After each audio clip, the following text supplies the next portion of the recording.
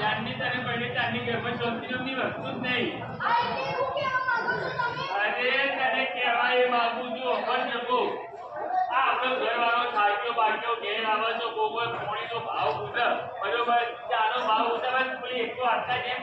કેમ કરવા મંડી પણ ભૂલવાનું પણ નહીં કરતી. અરે નવાઈ નાખે પણ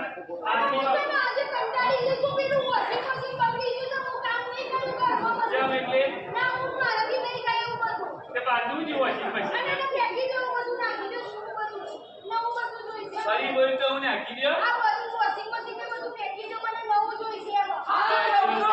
બોલો